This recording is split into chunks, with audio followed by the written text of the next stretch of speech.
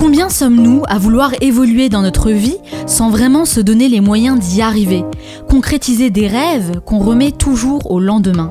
Pourtant, les jours passent et quand on prend conscience qu'on ne pourra plus jamais récupérer ce temps, alors on comprend l'importance d'agir tout de suite, ici et maintenant. Je m'appelle Manel, je suis passionnée de voyage et de découverte et ce que j'aime par-dessus tout, c'est vivre des expériences qui donnent du sens à ma vie. Aujourd'hui, mon ambition est de partager avec vous des idées nouvelles qui vous permettent d'apporter plus de valeur dans votre vie. Moi-même, je cherche constamment à améliorer mon quotidien et je fais souvent de belles découvertes que je vais partager avec vous chaque semaine dans une ambiance décontractée et bienveillante.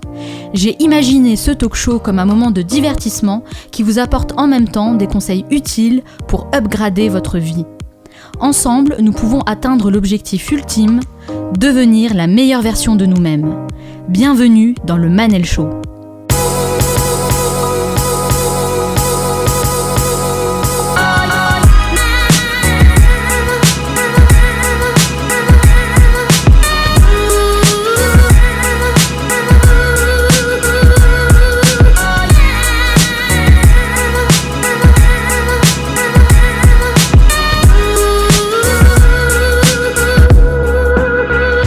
Le Manel Show, c'est votre capsule inspirante pour devenir la meilleure version de vous-même.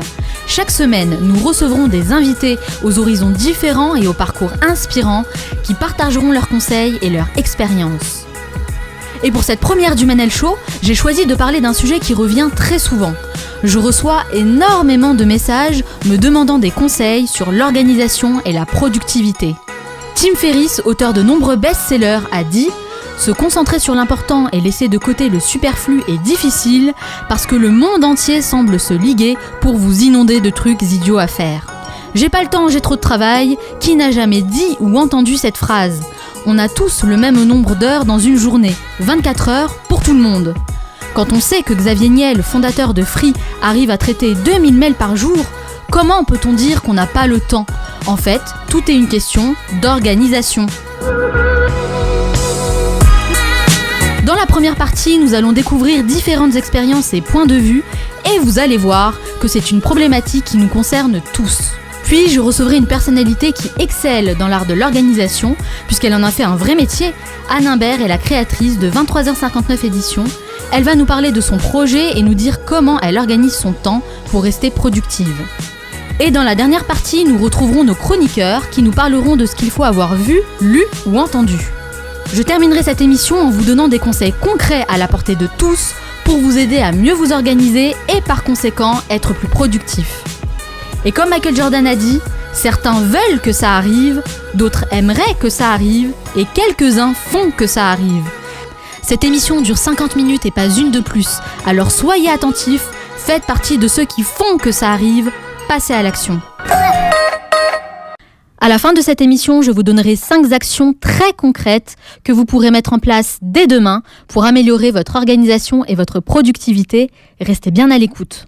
D'après vous, pourquoi les gens attendent toujours le dernier week-end qui précède Noël, vous savez, le moment où tous les magasins sont pris d'assaut par des centaines de milliers de gens, pour décider d'aller faire leurs courses? La réponse, tout le monde la connaît. Tout simplement, par manque d'organisation. L'événement a lieu tous les ans à la même date, et tous les ans, c'est toujours la même chose pour 98% des Français et certainement du monde entier. D'ailleurs, on est venu à votre rencontre dans la rue pour savoir si vous vous considérez comme des personnes organisées ou pas du tout organisées. Vous allez voir, ça vaut le détour. On écoute. C'est quoi la première chose que vous faites en vous réveillant le matin? Je prends une douche. Je range mon lit en premier, ouais. Je regarde mon téléphone. Couper mon réveil et redormir 10 minutes. J'éteins le réveil. Je suis sur mon téléphone, je vais regarder mes notifications. Je remercie le Seigneur pour le souffle de vie. Je prends ma douche. Je regarde mon portable. Je planifie un peu ma journée. Je mange. Alors regardez mon téléphone. Regardez si j'ai des notifications, des messages. Bon, la plupart du temps, il n'y a rien du tout. Est-ce que vous diriez que vous êtes quelqu'un d'organisé? Non. Oui, ça va. Non, pas du tout. Plus ou moins. Mieux qu'elle, en tout cas. Pas du tout. Oui, tout à fait. Pas trop, non. Pas tellement. Alors là, pas du tout. Je suis pas du tout organisée. Je fais de mon mieux pour l'être. Voilà. Est-ce que vous êtes quelqu'un d'organisé ? Waouh, putain. Pourquoi moi en fait? Est-ce que vous pensez qu'il faut être organisé pour réussir dans ses projets ? Pour les études, oui, je pense. Je pense qu'il faut quand même un minimum d'organisation. Ouais. Pour être productif, oui. Je dirais que de base, un minimum d'organisation, ça fait pas de mal, mais il faut pas que ce soit contraignant. Oui, je pense que c'est l'essentiel. On voit clairement que c'est une problématique qui touche tout le monde, que vous soyez salarié, entrepreneur, étudiant, mère de famille. La majorité d'entre vous a du mal avec l'organisation. Du coup, vous vous sentez moins seul, non ? Lorsqu'on a réalisé ce micro-trottoir, il y a une personne à qui j'ai demandé comment se manifeste son manque d'organisation. Écoutez sa réponse. Peut-être un planning. Voilà, ce serait plutôt gérer mon temps. Parce que je sais que j'ai des choses à faire, mais justement, je sais que j'en ai. Donc au final, je fais rien parce que je ne sais pas m'organiser dans une journée. C'est surtout au niveau des devoirs. Par exemple, je vais tout... Par exemple, j'ai tel devoir à rendre. On va dire 2 dans la semaine. Au final, j'aurai, on va dire 2 mois à le faire. Je vais le faire à la dernière minute. Donc j'appelle ça avoir une mauvaise organisation parce que je pouvais le faire avant. Est-ce que vous avez une bonne résolution pour cette rentrée ? Peut-être sur le sujet être organisé et plus méthodique. Avoir 2 mois pour finaliser une tâche et se mettre à bosser 2 jours avant l'échéance, ça nous est déjà tous arrivé, n'est-ce pas ? Bon, la bonne nouvelle, c'est qu'elle a décidé de prendre de bonnes résolutions pour cette rentrée et on l'encourage dans cette voie. Au départ, je vous rassure, moi aussi j'avais des lacunes, et il m'arrivait parfois de faire les tâches à la dernière minute. Mais lorsque j'ai commencé à travailler à mon compte, ça devenait complètement ingérable. Je devais absolument apprendre à m'organiser, sinon j'étais foutue. Et je dis bien apprendre, car l'organisation, c'est comme l'anglais, ça s'apprend. J'ai commencé à me documenter sur le sujet et je me suis rendu compte qu'en fait, il existait énormément de livres qui traitaient de cette problématique. Pour ne citer que les best-sellers, je peux vous parler, par exemple, du Miracle Morning d'Alderold. Ici, l'auteur nous conseille de nous lever 1 heure plus tôt tous les matins et nous donne des actions concrètes à mettre en place pour mieux organiser nos journées. Je pense aussi à la semaine de 4 heures de Tim Ferriss qui nous explique comment mieux s'organiser pour travailler moins et gagner plus. Ou encore du livre S'organiser pour réussir de David Allen, qui nous conseille la méthode GTD, Getting Things Done, une méthode qui permet d'accroître vos capacités d'organisation, votre efficacité et votre créativité sans multiplier vos efforts. Tous ces livres et plein d'autres m'ont personnellement beaucoup inspiré et aidé dans l'amélioration de mon organisation. D'ailleurs, si je peux me permettre, vous devez absolument lire au moins un de ces livres si ce n'est pas déjà fait et vous trouverez toutes les infos ainsi que les liens sur le site lemanelshow.com. Organisation, productivité, ok, c'est franchement l'une des thématiques qui me passionne le plus et je me demande comment on voit les choses dans d'autres pays. Il a fallu une certaine dose d'organisation à Laura pour traiter le sujet. Ça dure 4 minutes. C'est la story. Nos compatriotes veulent le changement. Cette semaine, on parle productivité et organisation. On est mal barré. 2 mots qui peuvent faire peur comme ça, souvent assimilés à une idée du travail plutôt économique. Les méchants patrons d'entreprise pour qui il faut travailler à un rythme effréné pour produire toujours un peu plus. Une productivité qui se traduit en chiffres, en courbes, en rapports, bref, en trucs chiants. Il y a quelque chose qui me chiffonne. Selon le rapport d'Expert Market, c'est le Luxembourg qui occupe la première place des pays les plus productifs, suivi par la Norvège et le Danemark. La France est 14e, c'est pas terrible, hein. Alors la question se pose, est-ce qu'il faut travailler plus pour produire plus ? C'est une bonne question. Eh bien non. On se rend vite compte au travers de ces classements que les pays qui travaillent le plus ne sont pas forcément les plus productifs, et pas vraiment les plus riches ou les plus épanouis au travail non plus. Ah ouais ? D'ailleurs, dans une étude proposée par LinkedIn, les 3 villes où les gens se sentent le plus épanouis au travail en France sont Toulouse, Strasbourg et Lille. Et qu'apparemment, pour nous les Français, les choses nécessaires à notre épanouissement sont dans l'ordre, le salaire, les relations entre collègues, le fait d'être autonome dans son poste et la capacité à établir une relation avec son supérieur. Quantité ne rime donc pas forcément avec qualité. Et ça, plusieurs pays l'ont compris. Ah bon ? En Suède, par exemple, on essaie de mettre en place la semaine de 30 heures. C'est cool. Le fondateur d'une boîte de développement de logiciels s'est donné le but de transformer la culture de son entreprise. Et parmi les avantages qu'il propose à ses employés, de grands espaces ouverts, des aires de jeu, du café préparé par un barista. mais surtout des horaires flexibles. Un voyage annuel payé par l'entreprise et des vacances illimitées. Plutôt classe, non ? Ça nous rappelle Google et surtout, ça donne envie. Mais c'est génial! Autre exemple, dans une maison de retraite, les employés ne travaillent que pendant 6 heures. Et les résultats sont là. Moins d'arrêt maladie, plus d'efficacité, meilleure ambiance. D'après eux, nous sommes plus heureux et un travailleur heureux, c'est un meilleur travailleur. Dans son blog « Comment être heureux au travail », Simon Wallerand nous explique la vision du travail au Danemark. Là-bas, il n'est pas rare de voir des gens quitter leur poste à 15 heures, car pour eux, c'est signe d'une meilleure organisation. Ils ont des procédures simples et un système social très égalitaire, ce qui en fait un pays qui favorise le bonheur de manière générale, mais aussi dans le travail. En Lettonie, une société a développé une application pour améliorer l'organisation du temps de travail, et on apprend que le rythme de travail idéal est composé d'une séquence de 52 minutes suivie d'une pause de 17 minutes. Bref, le travail évolue et on se rend compte qu'il y a d'autres façons d'être efficace. Être organisé et productif sont aussi devenus des challenges personnels, des outils de bien-être, d'organisation de son quotidien. Tout un tas d'outils, applis, blogs, vidéos YouTube et bouquins ont émergé sur le sujet. Un vrai business. D'abord dans les pays anglophones, et puis peu à peu en France, le sujet a pris d'assaut les médiums lifestyle et s'impose comme un élément essentiel pour mettre de l'ordre dans sa vie. Alors, pour ceux dont le bureau est un champ de bataille, qui ont du mal à s'y mettre ou qui n'arrivent pas à s'organiser, vous n'êtes pas seuls. Des méthodes existent et elles sont accessibles à tous. C'est vrai?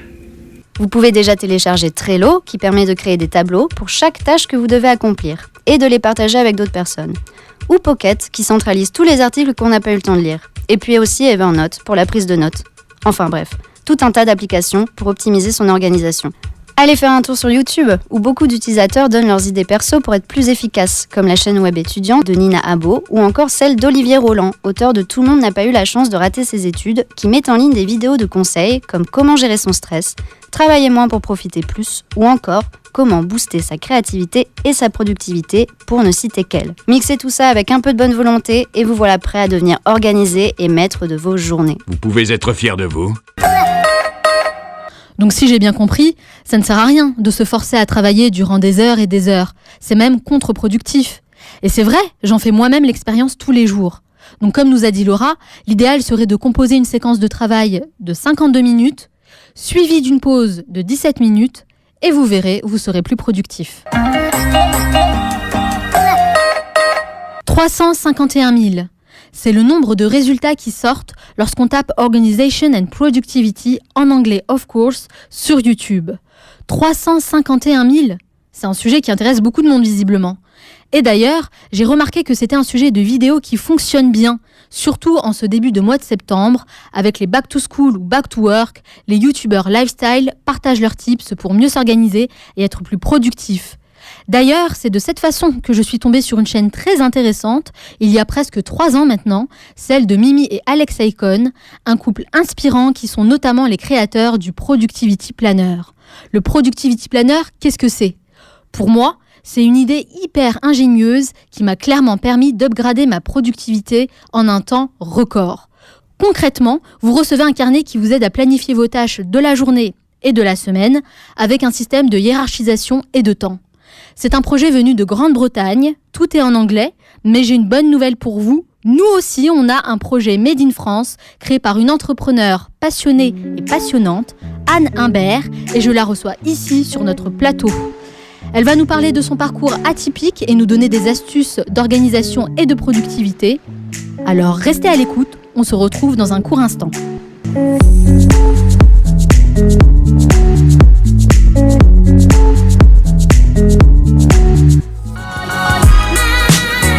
Vous écoutez le Manal Show, votre capsule inspirante pour devenir la meilleure version de vous-même.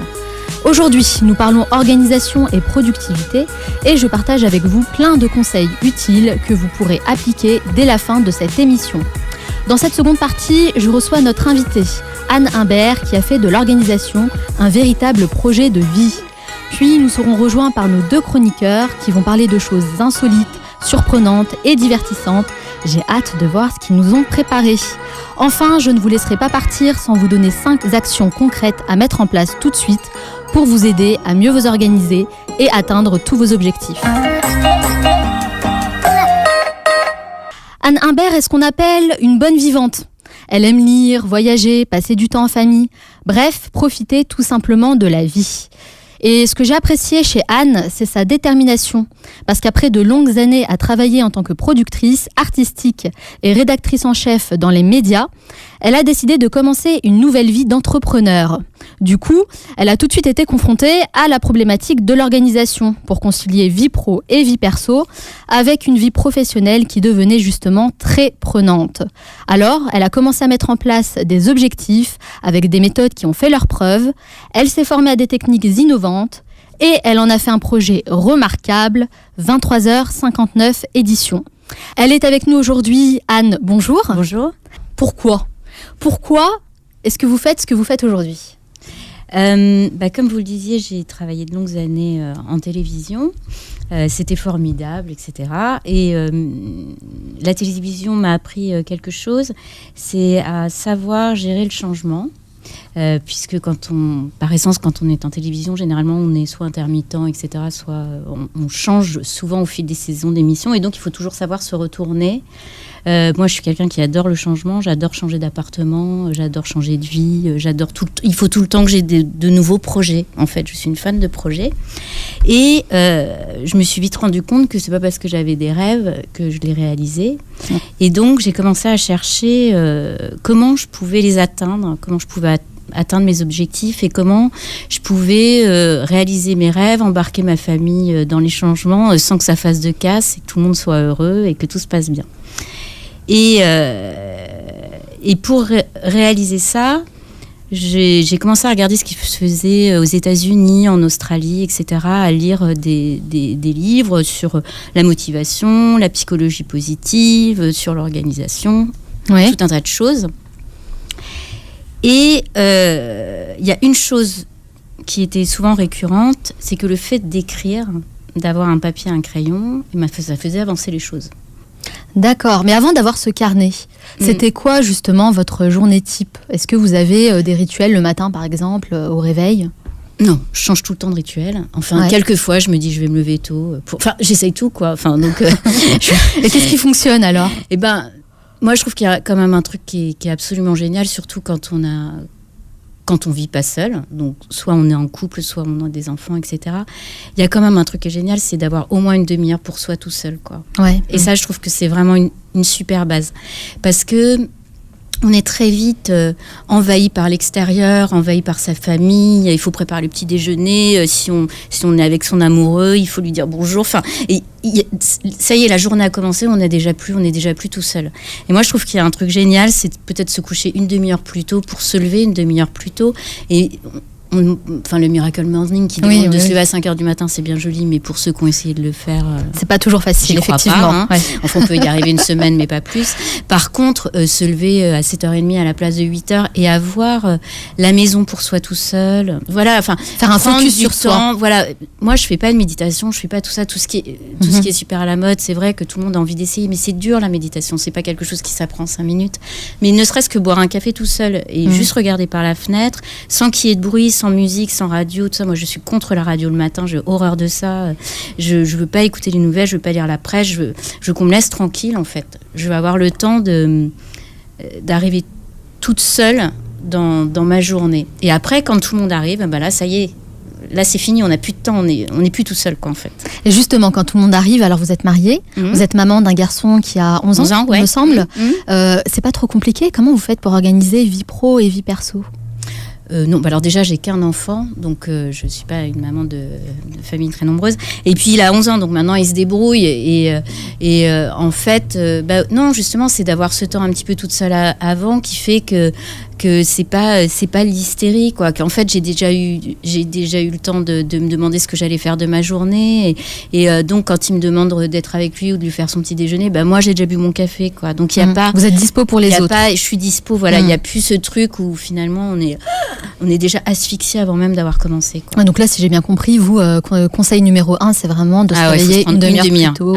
Il faut se prendre du temps pour soi, Enfin, de toute façon, en règle générale, il faut se prendre du temps pour soi. Ouais, c'est clair. Mais en fait, concrètement, comment vous organisez votre journée ? C'est quoi la journée type de Anne Imbert ? En fait, quand on est entrepreneur, on fait ce qu'on veut. Donc ça, c'est déjà génial. Ou presque. En tout cas, moi, si j'ai choisi de faire ça, c'est pour faire ce que je veux. Oui. et en tout cas d'être maître de mon emploi du temps. Et après, on se rend compte justement en étant maître. Enfin, ça, je m'en suis rendu compte bien avant. Moi, quand je travaillais en télévision et partout où j'ai travaillé, je détestais les horaires, quoi. C'est quelque chose qui m'a jamais plu. J'aimais pas qu'on me dise qu'il fallait que j'arrive à 10h, 9h15, 9h30. Je n'ai jamais supporté et je n'ai jamais respecté ça. Et en fait, je ne respectais pas ça, pas pour être la mauvaise élève, parce que moi, j'ai toujours fait des métiers créatifs et la créativité, elle est pas là à 9h30, quoi. Elle peut être là à 23h, elle peut être là. Ça se commande pas, en fait. Ça ne se commande pas. Et de mettre quelqu'un derrière un bureau en lui disant c'est du 10h, 19h, alors qu'il est là pour avoir des idées, c'est quand même le truc le plus stupide qu'on ait inventé, quoi. Ouais, je suis d'accord. Oui. Et donc, et ben justement, moi, comme je continue à faire des choses créatives, puisque monter sa boîte, c'est quand même le truc le plus créatif qui existe, et ben j'emploie mon temps comme je le souhaite. Donc, il y a ce que j'ai mis en place, et d'ailleurs ce que je conseille aux gens de faire, c'est comme l'entrée en 6e, quoi. C'est de se faire un emploi du temps. C'est-à-dire, par exemple, le vendredi, moi, je fais ma compta. Quoi qu'il arrive, le vendredi, je fais ma compta. Le lundi matin, je travaille pas. Parce que j'ai décidé que je travaillerais pas. Mais je travaille pas au sens où... c'est-à-dire que ce temps-là, je vais l'exploiter pour lire des blogs, lire des magazines, pour faire autre chose, pour me nourrir. Enfin, voilà, tout. Donc c'est pas un temps qui n'est pas de travail, mais en tout cas. Et puis après, je me suis rendu compte aussi que les horaires à laquelle j'aimais travailler, en fait, c'était plus à partir de 6h du soir. En fait, ça dépend beaucoup. Ça dépend des gens. Ouais. Et moi, je suis pas en fait, le matin, je crois que je suis pas mauvaise un tout petit peu le matin, mais c'est pas là où... En fait, je pense que j'ai vachement besoin de me nourrir et que hop, à 8h, par exemple, à 18h, je vais me dire, je vais travailler et je vais être extrêmement plus efficace et en 1h30, je vais faire ce que j'aurais fait en 5 heures. Ce que j'essaye de faire de plus en plus quand même, c'est à un moment donné, par exemple, d'arrêter les réseaux sociaux. De retirer mon téléphone, de le mettre de côté, en fait, surtout déjà de le retourner, quoi, d'arrêter de c'est déjà le premier pas. Les notifications, la carrière de l'essence, et puis surtout d'abandonner certains réseaux. Ça, je pense que c'est quand même vraiment important. On peut pas être partout et les gens qui sont, c'est complètement chronophage, quoi. Donc d'être et sur Facebook et machin et trucs et bidules. Enfin, on fait plus rien de la journée, quoi. Enfin, c'est pas possible. On peut pas être en train de faire ça et en train de travailler. Donc, il y a un moment donné, il faut pousser son téléphone et retirer les applis qui servent à rien. Moi, par exemple, je me suis retirée de Facebook parce que ça m'intéresse pas. Donc, j'ai fait des choix, quoi. Ouais. C'est pas que ça m'intéresse pas, c'est pas ce qui correspond à ma marque. Mais justement, on va parler de votre marque, de votre projet un peu plus en profondeur, puisque là, vous nous avez un petit peu expliqué vos journées types, votre organisation. Et j'imagine qu'il y a plein de gens qui nous écoutent, qui n'arrivent pas justement encore à bien s'organiser. Et du coup, est-ce que vous pouvez m'expliquer un petit peu la genèse du projet 23h59 ? Donc voilà, moi j'ai un peu la bougeotte, toujours eu beaucoup de projets, etc. Et donc je cherchais un support pour m'aider à noter tous ces projets, déjà au départ, un cahier.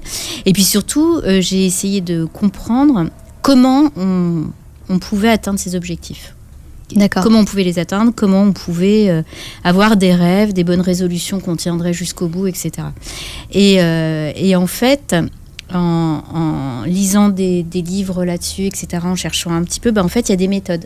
Et donc, j'ai décidé donc de faire un carnet de projet qui est accompagné de ce que j'appelle un starter kit, qui sont toutes les méthodes réunies et expliquées. Et donc, c'est pas un simple agenda, en fait. C'est un support de réflexion pour quand on a plein d'idées en début d'année, je veux faire du sport, je veux maigrir, je voudrais aller aux États-Unis, j'aurais monté ma boîte, enfin blablabla, et puis au final il se passe rien. Et comment en fait il peut se passer concrètement quelque chose. Et pour ça il y a des méthodes. Par exemple, une des choses qui est vraiment très intéressante à faire, c'est de se poser et d'écrire sa journée rêvée dans quelques années. C'est-à-dire par exemple, vous avez le projet de voyager. D'accord, vous voulez voyager, c'est super, mais vous voulez aller où ? Vous vous réveillez comment ? Qui y a à côté de vous ? Quelles sont les odeurs ? Quelle est votre maison ? C'est de visualiser, C'est de visualiser et de l'écrire. C'est une rédaction, quoi. Vous écrivez, cher moi-même, je suis bien arrivée. Et c'est super parce que là, je vois l'océan. Nanana. D'accord. Et qu'est-ce que ça fait cet exercice ? Donc, généralement, vous pouvez le refaire 1 fois, 2 fois, 3 fois, puis à chaque fois, vous retirez les choses qui ne vous correspondent plus. Ce que ça fait, c'est que d'abord, ça devient concret. Et puis surtout, on se rend compte mais c'est vraiment ça que j'ai envie de faire. Est-ce que vraiment... Parce que si vous dites j'ai envie d'aller vivre aux Maldives, mais que finalement vous avez un ordinateur et puis que... Enfin, il y a un truc qui va pas, c'est que peut-être en fait vous voulez pas monter une boîte de planche à voile en fait. Ce qui vous intéresse, c'est peut-être d'aller aux Maldives de temps en temps, mais en tout cas de là y vivre et d'imaginer votre journée idéale. Parce que l'idée c'est pas d'imaginer une journée idéale en vacances, c'est une journée idéale de vie, de ce qu'on a envie de faire dans la vie. En fait, au départ on rêve et puis après on agit. D'accord. Et c'est pas la même chose. De prioriser en fait. Voilà. Et après on commence à mettre des priorités mensuelles et puis hebdomadaires et puis quotidiennes. On va s'intéresser du coup un peu plus au carnet en tant que tel. Il y a plusieurs types de projets qui existent en France et dans le monde, surtout dans les pays anglo-saxons. Qu'est-ce qui fait la différence du carnet 23h59 ? Alors, la différence, il y en a déjà une, à mon avis, par rapport aux carnets anglo-saxons, c'est que moi, je parle à des Français et à des Européens. Donc, je ne parle pas de la même façon que le discours de la WIN des Américains. C'est purement américain. En fait, voilà. Et moi, ce que j'ai voulu faire, c'est que j'ai vraiment voulu faire un carnet qui parlait à des Européens. Donc c'est pas la même façon de... Qu'est-ce qui change, en fait ? C'est pas... moi, je parle pas de... Voilà, c'est pas... Je parle de bien-être, je parle pas d'être gagnant, quoi. Enfin, je parle pas de la même chose, je parle pas de productivité, je parle pas de... C'est pas ça, moi, qui m'intéresse. Plus d'épanouissement, ce qui m'intéresse, voilà, c'est quelqu'un qui dit moi, j'aimerais bien reprendre la photo, et pourquoi elle la reprend pas, en fait ? Qu'est-ce qui fait que... Pourquoi ? Il y a aucune raison. Évidemment, si on s'imagine être tout de suite... exposé à la maison de la photographie européenne, ça sert à rien de reprendre la photo parce qu'il y a peu de chances que ça arrive. Par contre, si on s'imagine juste avoir un chouette compte Instagram et faire des beaux albums photos, en quoi c'est pas possible ? Et en fait, les gens, généralement, ils s'auto-sabotent parce qu'ils imaginent des trucs trop grands, ils veulent perdre 15 kilos alors qu'il suffit peut-être d'en perdre 4, ils veulent faire 12 heures de sport alors qu'il suffirait peut-être de faire 1 heure, ça serait déjà pas mal. Et en fait, tout est trop grand, trop impossible. Et ça, c'est la problématique commune un petit peu des utilisateurs que En tout cas, moi, rencontrez. les carnets, d'abord, je les avais testés avant de les commercialiser, donc j'ai testé sur des gens, et tous, c'était la même chose, quoi. Ils avaient un défaut de manque de confiance, quoi. Ils croyaient pas vraiment en leur projet, et puis surtout leur projet était trop vaste et pas assez clair, pas assez avec un but, une date de fin, des choses très concrètes, quoi. Mais vous, justement, est-ce qu'il y avait quelque chose que vous auriez aimé faire avant, que vous n'arriviez pas à faire et que vous avez réussi à concrétiser à travers ce carnet ? Oui.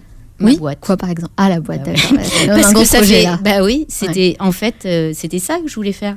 Ça faisait, je sais pas, peut-être 10 ans que je voulais être entrepreneuse et que je passais pas le cap et que je me retrouvais dans des situations, enfin surtout quand on est en télévision, il y a des moments de battement. Hein. Quelquefois, on a 2 mois devant soi, 6 mois, etc. Mais qu'est-ce que j'en faisais en fait ? Je me disais, j'adorerais monter ma boîte, mais je ne la montais pas. D'accord. Et en fait. Pourquoi je l'ai monté ? C'est qu'à un moment donné, j'ai visualisé le bureau que je voulais, j'ai visualisé la marque que je voulais, à quoi ça allait ressembler, le papier, tout ça. Enfin, ça m'a pris beaucoup de temps, mais tout ça, c'est devenu très concret. C'était pas je monte ma boîte, quoi.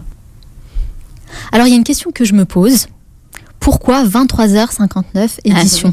Alors 23h59 édition, c'est un clin d'œil aussi des éditions de minuit, parce que c'était déjà pris, donc. D'accord. Et puis parce que je trouve ça chouette. D'abord parce que c'est un carnet de projet avec une chronologie, donc je trouvais ça joli qu'il y ait une idée de timing dedans. Et puis voilà, 23h59 parce que je trouve on n'est pas dans, c'est encore possible, c'est pas demain, quoi. C'est encore la petite minute là où tout peut basculer, on peut prendre la décision d'agir le lendemain, quoi. Et ça, je trouvais ça chouette. C'est chouette, c'est sympa. Idée, je comprends mieux du coup. Mais j'imagine que comme tout le monde, il vous arrive parfois de pas aller jusqu'au bout de vos objectifs parce que il y a un petit coup de mou, il y a moins d'énergie. Comment vous faites justement pour aller au-delà et persévérer ? Par exemple, je sais qu'il y a des objectifs que j'arrête et que je fais bien d'arrêter. parce qu'en fait, ils me correspondent pas et que ça sert à rien de continuer à je sais pas, de vouloir apprendre une nouvelle langue si on n'est pas doué pour ça. Enfin, j'en sais rien. En fait, je suis quand même plus bienveillante avec moi, quoi. J'essaye de me faire plaisir et donc de pas faire des choses parce qu'il faut les faire de la méditation parce qu'il faut faire de la méditation. Moi, j'y arrive pas. Faire du yoga, le yoga, ça me saoule. On n'est pas obligé de faire ce que tout le monde fait, en fait. Ouais, Donc il y a des choses que je laisse tomber parce que en fait je pense qu'elles me correspondent pas. Ouais, c'est avoir la capacité de se remettre en question et de relativiser. Par contre, je suis hyper exigeante vis-à-vis de moi-même. Par exemple, les carnets américains ou anglo-saxons, souvent ils ont un côté assez girly. Et moi je voulais pas du tout ça. Je voulais pas des petites citations qui disent marche, tu iras loin. Je voulais pas ça. Qui font du bien sur le moment, mais qu'est-ce qu'on en fait après? Donc je voulais pas. Les gens peuvent mettre leurs citations s'ils veulent, mais en tout cas moi je voulais pas les imposer. Et surtout je voulais que ce soit très minimaliste et que ce soit entre guillemets autant pour les filles que pour les garçons. Et donc pour ça, d'abord j'ai travaillé avec un graphiste, j'ai travaillé avec un garçon. C'était important. Et surtout que ce carnet, vu qu'il est minimaliste et tout ça, d'abord, on peut se l'approprier comme on le veut. Et surtout, il n'y a rien qui empêche d'être sur son projet. Il n'y a pas des petites fleurs à colorier, quoi. Ça demande vraiment d'être on se l'approprie vraiment, en fait. Hein. Ouais, c'est vrai. Ouais. Mais moi, je trouvais ça important d'avoir un très joli objet parce que plus c'est joli, plus on a envie de s'en servir, en fait. Alors au départ, les gens, ils ont un espèce de truc, il y en a quelques-uns qui ont un espèce pas d'a priori, mais d'angoisse, parce que comme il est beau, ils n'osent pas écrire. Ils attendent d'avoir le bon critérium, la bonne la gomme. On commence avec le crayon à papier. Ouais, vraiment. Ouais. Et puis une fois qu'on s'y est mis, on écrit dedans, mais il y a quand même pas mal de gens qui osent pas. Et il y a aussi... le carnet fera pas tout, quoi. C'est comme, y a des gens qui finalement l'achètent parce qu'ils ont envie de l'acheter et qui se disent que ça va être miraculeux, mais ça n'a vraiment rien de miraculeux en fait. C'est du travail. Il faut être prédisposé déjà, avoir cette volonté d'agir. En fait, il faut vraiment avoir envie de réussir ses projets et il y a d'avoir envie de changer. Et il y a des tas de gens qui ne savent pas changer. Parce que c'est pas dans leur mentalité, parce qu'ils ont peur, parce qu'on leur a jamais appris à prendre des risques, et donc finalement ils vont acheter un carnet comme ils achèteraient un abonnement de gym, mais ils iront pas en fait. Et donc c'est pas miraculeux. Oui, je comprends. Ça marche si on le suit, si on fait, ça marche très bien. Et vraiment il y a des super retours, mais il y a aussi des gens qui ne le font pas parce que ça demande du travail. Là, on a un petit rituel à la fin de chaque interview. Je pose une série de questions rafales. Le but, c'est d'avoir des réponses spontanées. Alors, il n'y a pas de piège, rassurez-vous. L'idée, c'est d'essayer de vous connaître un peu mieux. Ça dure 1 minute 30. Est-ce que vous êtes prête ? Oui, tout à fait. C'est parti. Quelle est la personne que vous admirez le plus ? Mon mari. Quel est le dernier livre que vous avez lu ? Changer. Quelle est votre plus grande peur ? Les ascenseurs. Quel est votre plat préféré ? Les fruits de mer. Quel animal vous représente le mieux ? Mon Dieu. Aucune idée. Selon vous, qui incarne le mieux le mot réussite ? Steve Jobs. C'est vachement... Ouais, ça a attendu, mais ouais quand même. Quelle application utilisez-vous le plus ? Instagram. Quel est le lieu où vous aimez aller pour vous ressourcer ? Une plage, quelle qu'elle soit. Quel est votre film ou documentaire préféré ? All About Eve. Quelle est la chose à laquelle vous croyez et que les autres considèrent comme une folie ? L'intuition et les signes. Qu'est-ce qui vous agace le plus dans la vie ? L'aigreur. Quel livre offririez-vous en premier ? Madame Bovary. Quelle est votre destination de voyage préférée ? Quelque part où je suis pas allée. Quel est votre plus grand regret ? De ne pas avoir commencé plus tôt. Quelle est la dernière chose que vous faites avant d'aller dormir ? J'ai honte. Je regarde Instagram. J'en étais sûre. J'en étais sûre. Bon, en tout cas, merci Anne Imbert d'avoir répondu à mes questions. On peut retrouver votre projet 23h59 édition sur votre site internet, c'est bien ça ? Oui, sur 23h59édition.com où on peut l'acheter et où aussi il y a pas mal d'articles sur justement la productivité, etc. Et, tout à fait, dans la partie blog. Ouais, sur la partie blog où j'essaye de... Et il y a aussi une newsletter que j'envoie justement sur des choses comme ça. Donc inscrivez-vous à la newsletter du coup pour recevoir des conseils gratuits. Exactement. On peut le retrouver aussi en boutique à Paris ? Oui, il y a 3 boutiques à Paris. On peut le retrouver au Tigre Yoga Club et aussi à l'Atelier Nota qui est une papeterie qui est très chouette dans le 18e et l'Encrier aussi qui est une super papeterie dans le 10e à Paris pour l'instant, mais je croise les doigts pour que ça soit ailleurs très vite. Super, et évidemment on peut vous retrouver sur votre réseau social préféré Instagram pour échanger avec vous. Exactement, j'y suis tous les jours. Et en plus elle répond aux questions. Hein. Exactement. Merci beaucoup Anne. De rien. À bientôt. Merci à vous. On va vous parler d'une expérience incroyable qui va vous surprendre et une application qui va transformer votre vie en jeu et bien plus encore. Tout ça dans la 3e partie de l'émission. À tout de suite.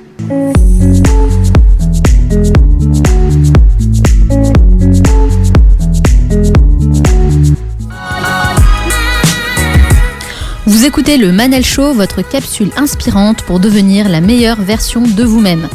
Avant de partager avec vous mes 5 conseils pour vous aider à être plus organisé et plus productif, on va découvrir 2 projets complètement surprenants avec Juliette et Sofiane, nos 2 chroniqueurs que l'on retrouvera chaque semaine.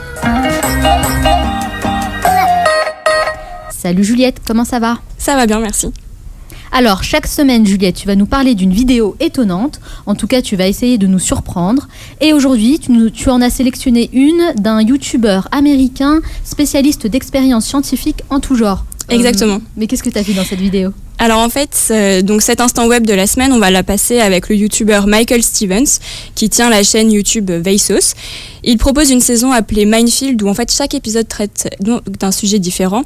C'est un youtubeur qui est adepte d'expériences scientifiques, surtout sur les relations sociales, en fait, sur nos émotions et sur nos interactions avec le monde. Et ces expériences sont très surprenantes sur celles qu'il fait sur lui-même, mais aussi sur les autres. Et l'épisode dont je vais vous parler est sûrement celui où Michael Stevens a le plus repoussé ses limites en s'enfermant pendant 3 jours complets dans une pièce vide, avec pour seul ami un matelas et une lumière blanche constamment allumée. Donc pourquoi s'infliger ce supplice volontairement, hein ? C'est la question que je me pose. En fait, cet épisode parle de l'isolement, de la privation totale d'interaction avec le monde extérieur. Et c'est vrai que dans notre monde, avec tous les smartphones, les tablettes et la télévision, etc., on expérimente assez peu l'ennui. En fait, on ne sait pas ce que c'est que d'attendre dans une pièce sans rien avoir dans les mains. Et en fait, il va monter en gradation avec différentes expériences et on va en venir à l'isolement total pendant 72 heures. Et c'est vraiment fou en fait ce qu'on en vient à faire quand on s'ennuie. Par exemple, sa première expérience, il va mettre une personne dans une pièce pendant 30 minutes et cette personne elle est seule. Et juste à côté de lui, il pose une petite machine avec un bouton et quand on appuie sur ce bouton, ça donne une charge électrique. Et bien cette personne, bien qu'elle ait dit qu'elle n'allait pas s'infliger volontairement un coup de jus, elle va préférer appuyer 2 fois sur ce bouton plutôt que d'attendre à rien faire. Attends, tu veux me dire qu'au lieu de... il préfère se prendre des coups de jus plutôt que de s'ennuyer un peu ? Exactement. Ah ouais, c'est dingue. Et en fait, c'est une expérience qui montre que n'importe quelle personne qui aurait été dans cette pièce l'aurait fait aussi. Et on voit en fait que l'isolement permet de préparer son corps à des expériences physiques les plus difficiles.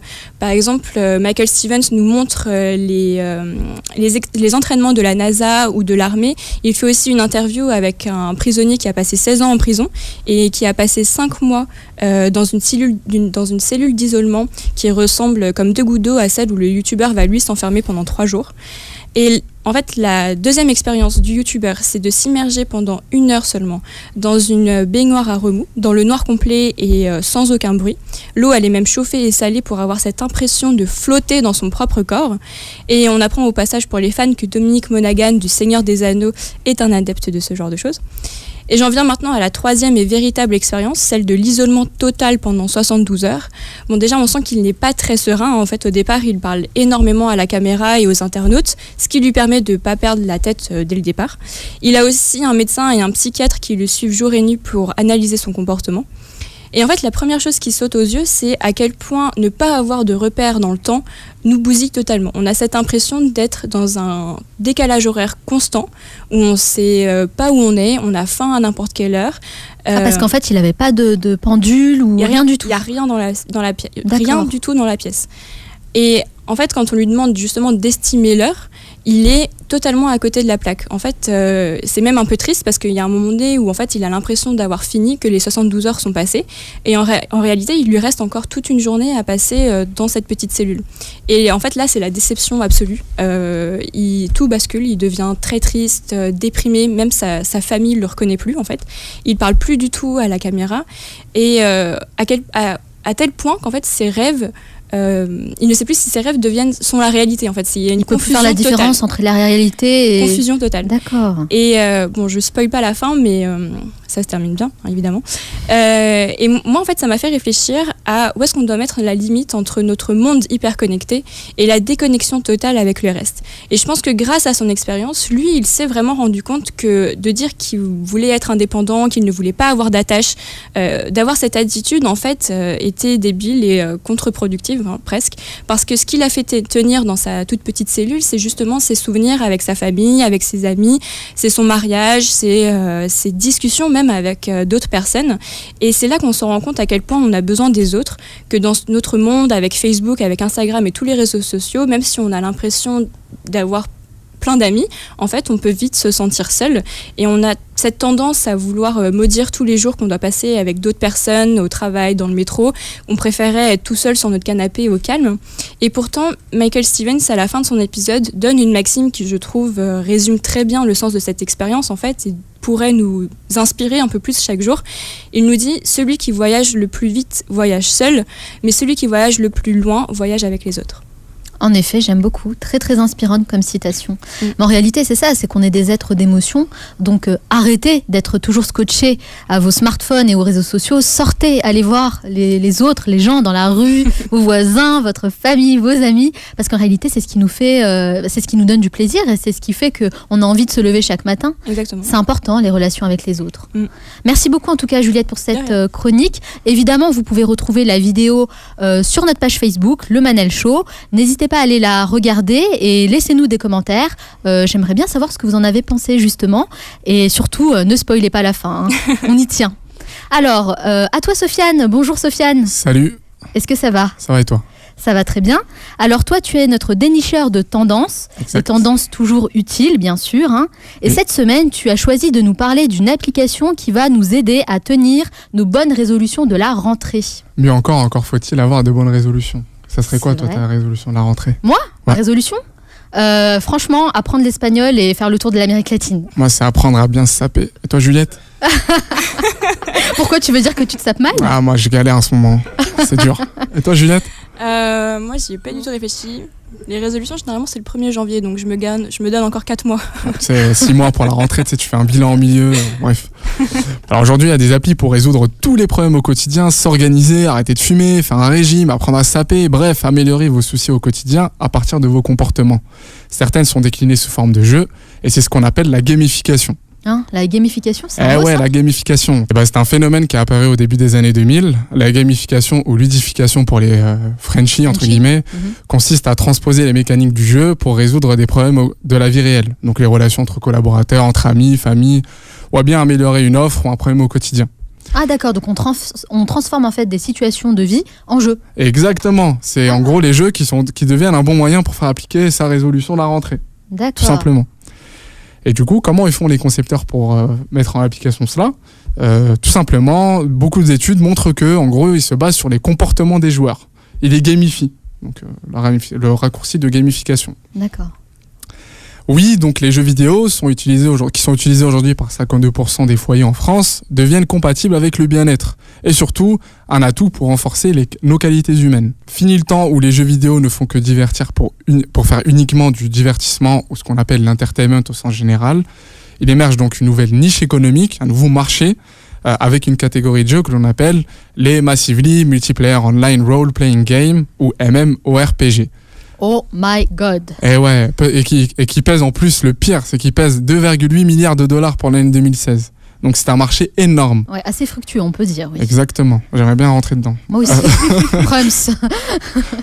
Et l'appli qui incarne le mieux notre vie, c'est Habitica. C'est tout simplement en gros notre vie sous forme de jeux vidéo. Comment tu dis? Habitica? Habitica. Du mot habit en anglais, exactement, les habitudes. Exactement. D'accord. T'as vu, je t'ai fait l'étymologie. Ouais, trop fort. Voilà. Aujourd'hui, c'est un véritable jeu à la Final Fantasy où on peut facilement mêler donc ses habitudes et ses objectifs personnels et professionnels. Alors, je vais expliquer tout simplement en quoi ça consiste. C'est en gros, on choisit un avatar. On doit accomplir pendant le jeu des espèces de to-do list. Donc il y a 3 types de to-do list, les habits, les dailies et les to-dos. Les habits, c'est en gros les habitudes bonnes ou mauvaises. Les dailies, c'est les tâches récurrentes. Et les to-dos, c'est les choses ponctuelles à faire. Selon qu'elles soient faites ou pas, on gagne des récompenses, donc de l'or, qu'on peut dépenser sous forme d'achat. Donc un achat, par exemple, un animal domestique, un bien matériel, un appartement, qui maintiennent notre motivation. Ah, mais ça me fait penser un peu, tu sais, au jeu Les Sims. Oui, carrément. Et en plus, mieux encore, parce qu'on a des PV, en fait. C'est comme un peu Street Fighter. En gros, quand tu rates ton objectif, bah, tu perds de la santé. Et quand tu perds trop de santé, bah, t'es mort. Dead. Exactement. Et donc, du coup, en gros, si on retransmet ça dans la vie quotidienne, nettoyer son appart, faire du sport ou bien manger de la mauvaise nourriture, deviennent pas des corvées, mais des obstacles psychologiques et des actions qui nous permettent de gagner. Ah, j'aimerais bien voir ça, tiens, faire le ménage, ça me rapporte un truc super. Exactement. Bah, écoute, si tu le dis. Et mieux encore, il est possible de jouer avec ses amis et rencontrer de nouvelles personnes pour des missions et tâches quotidiennes. Ça devrait plaire à Juliette, parce que c'est important d'avoir des relations avec les autres. Ah, mais je vois ça, parce que socialement parlant, certaines personnes en ont vraiment besoin. Surtout que lorsque le travail nécessite plusieurs têtes. Donc en gros, on peut à la fois communiquer avec les gens, mais aussi jouer ensemble pour mener des missions, des tâches quotidiennes au sens collectif. Et a priori, l'application est pour l'instant un succès, puisqu'il y a des millions d'utilisateurs dans le monde. Et on peut aussi télécharger cela directement sur Google Store ou Apple Store. Et je pense que c'est un excellent moyen afin d'améliorer sa productivité et son sens de l'organisation. On devient donc un véritable gestionnaire et capable de gérer son temps comme il se doit. Donc moi, si j'ai un conseil à vous donner, il faut essayer de télécharger cette application au plus vite. Mais pour ceux qui ne sont pas organisés. Je le suis organisé, mais ça m'intéresse. Moi, je l'ai téléchargé et depuis, ça marche bien. Ouais. Parce que je manque un peu d'organisation après le retour des vacances. Vous savez ce qu'on va faire, c'est qu'on va mettre l'application sur le site lemanelshow.com. Ouais. Comme ça, vous pourrez la télécharger directement. Et on vous donne rendez-vous sur Facebook, sur notre page, bien sûr, pour nous dire ce que ça vous a fait en fait concrètement, quels sont les retours, laissez-nous des commentaires et je vous dirai si ça a fonctionné sur moi ou pas, si du coup je kiffe faire le ménage maintenant ou pas. Moi pour l'instant je kiffe, donc. Je fais du ménage, je découpe des salades, tout ce que tu veux. Ouais, bien sûr, c'est ça. Bon, en tout cas, merci beaucoup Juliette et Sofiane. Merci à tous les deux. On vous retrouve la semaine prochaine pour de nouvelles chroniques. À bientôt. On arrive à la fin de cette émission. Et avant de vous laisser, évidemment, je vais vous donner, comme promis, 5 conseils utiles pour vous aider à mieux vous organiser et à être plus productif. Are you ready? Yes. Conseil numéro 1, prenez du temps pour vous. Faites le focus sur ce qu'il y a de plus important, c'est-à-dire vous. Checkez vos mails et vos notifications dès le matin. Je peux vous garantir que c'est pas ça qui va vous aider à vous donner l'énergie nécessaire pour commencer votre journée. À la place, prenez 5 minutes pour faire du sport, pour prier ou pour méditer par exemple. Assurez-vous de commencer par des gestes simples qui vont vous faire du bien et vous mettre dans un bon mood. Conseil numéro 2, planifiez vos tâches. On a toujours l'impression d'avoir une tonne de choses à faire sans vraiment savoir par où commencer. Prenez un stylo et un carnet dans lequel vous allez lister toutes les tâches de la journée avec une colonne professionnelle et une colonne pour vos tâches personnelles. Sélectionnez les 3 tâches les plus importantes et allez-y, concentrez-vous sur l'essentiel. Moi, je le fais chaque matin et je peux vous garantir que ça a changé ma vie. Conseil numéro 3, le timing. Une fois que vous avez rédigé votre to-do list, définissez un temps précis pour chacune des tâches. On a tendance à se dire « Oh, je vais travailler sur ce projet 1 heure, puis je passerai à autre chose. » Et au bout de 2 heures, qu'est-ce qui se passe ? On est toujours en train de travailler sur la même chose. Et on voit tout notre emploi du temps chamboulé. Et c'est comme ça que vous vous mettez en retard sur le reste. Définissez un temps précis pour chacune des tâches. Utilisez un minuteur à côté de vous. Pas la peine d'en acheter un, prenez celui de votre smartphone. Et quand la sonnerie retentit, passez à la suite, next. Et si vous n'avez pas fini votre tâche, c'est pas grave.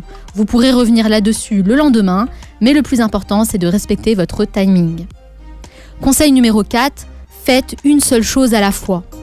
Il n'y a rien de pire que de faire plusieurs choses en même temps. C'est prouvé, on ne peut pas rester 100% concentré sur 2 tâches simultanées. Alors si vous faites quelque chose, ne répondez pas aux appels ni aux textos, c'est contre-productif. Vraiment, j'insiste, faites une seule chose à la fois. Et enfin pour finir, conseil numéro 5, rappelez-vous votre pourquoi. Il y a quelque chose qui fonctionne très bien pour moi, c'est le fait de me rappeler pourquoi c'est important pour moi d'arriver au bout de mes objectifs. Donc vous aussi, rappelez-vous pourquoi vous faites les choses, notez-le sur un papier et relisez-le régulièrement pour vous motiver à rester organisé. J'espère que ces conseils vont vous aider, ne restez pas passifs, mettez-les en place, passez à l'action. Retrouvez ces 5 conseils et le podcast de cette émission sur lemanalshow.com. Et si cette émission vous a plu, n'oubliez pas de vous abonner sur SoundCloud et iTunes en tapant Le Manal Show pour recevoir les autres épisodes. D'ici là, on reste en contact sur la page Facebook du Manal Show. Ciao!